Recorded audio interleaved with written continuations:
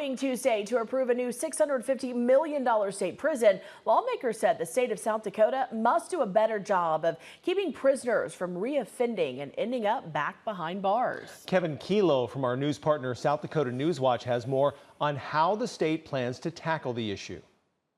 Following Tuesday's vote, Governor Larry Roden signed an executive order authorizing a task force to evaluate rehabilitation programs and make recommendations. The goal of these efforts is to reduce costs to taxpayers. More than one-third of those sent to prison in fiscal year 2024 were for parole violations. The average daily cost per adult inmate in the South Dakota prison system that year was $92.21, while the average daily cost of managing parolees was $12.02.